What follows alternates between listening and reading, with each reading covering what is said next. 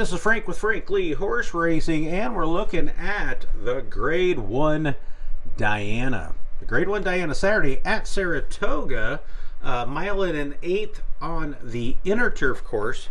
So keep in mind, if somebody's got pace and others don't, the inner is really good with that. But in this race here, let's take a look at the pace projector as we always do. We've got the 6 and the 2 that do have a bit of an advantage on the front, but not that big, and they're pretty close together in their pace figures. So to me, they could just burn each other or go all the way around. But I think in this one here, I'm going with class and number. So let's take a look and see how we fall. Let's check out the track diagram. It's a mile and eighth, so they start back here, and they've got a decent run to the front turn. So even if they're a closing horse in a smaller field, if you're way outside, you've got a chance to get yourself in position. Let's start off with number 1. She feels pretty. Cherie DeVoe's horse, Johnny Velasquez, on the inside, and it's just a good horse. There's just really no other way to put it. She's running in the mid 120s in the time form. We're not doing any DRF on this one right now, and I do love the more than ready on the dam side. But I mean, what has she done wrong? There's not a whole lot for me to say. You've got a good trainer, you've got a good jockey trainer combo, you've got a horse that likes to run, likes to win. And I think the race where she can sit right there in the pocket, I think this horse is going to be pretty low, but has a very good chance at winning this race. Let's move on to number 2, Shoiza, or however the heck you pronounce it. Those of you that watch me know I'm not great at pronouncing some of these names. Not a bad run. Came out last time and fell backwards in numbers. But those overseas horses, you never know if they're going to step forward twice, if they run a good one, or how that's going to go. And it really wasn't, they went grade 1 to grade 1, but I think it was a tougher race last time. So let's see if she had any trouble. Not a whole lot. I don't remember any from watching the replay. So I think she's really going to have to come out. The only thing, maybe the yielding course hurt a little bit. And again, this is a mile and an eighth. Let's move on to the third horse, Lady Claypool from Ireland.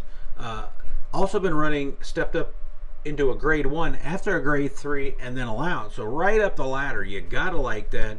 Numbers are pretty steady. They haven't really jumped up and they haven't gone backwards. I think this one's a good horse. Not good enough though. Let's even looking at the 1. You think of the 1 or even the 2. I think this one's got a lot of work to even hit the board.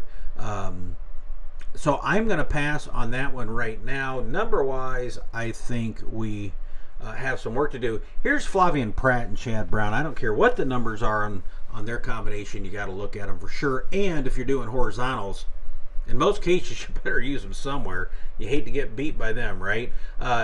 They patted 2 121s, she did, as a 5-year-old. So I like to see that. After coming from overseas, I think we can still see a step forward on this one.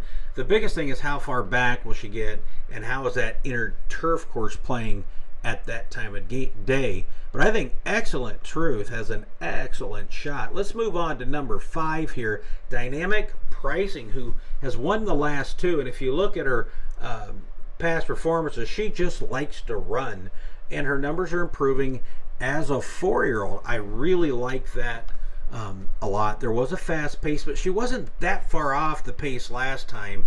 Another Chad Brown horse. Dylan Davis is riding very well, and I think you definitely got to keep an eye on this one and keep it somewhere. I think as you can see, the 4 was the beaten chalk last race, and then the 5 stablemates was 10-1. So keep an eye on that. I think it'll still go that way. I think 4 will be lower, but maybe not. Who knows? That late betting, you just never know anymore. Let's move on to number 6, Safi Joseph and Irad. They're always deadly together. This one's coming from Santa Anita, ran in the Game League, another grade 1 over on the West Coast. Did okay in the Keeneland race. I didn't like the positioning and the way she was ridden actually that day. So, I think this is one that, again, is a good horse. Should try to get out there and capture the lead. The biggest question is, can she hold off the horses coming on. So let's go ahead with our predictions. And again, I did this in the grade 3 that I did a preview on earlier, or the grade 2, excuse me. But I'm going with the chalk here. I mean, you gotta. I hate to just give out chalk, but it is what it is.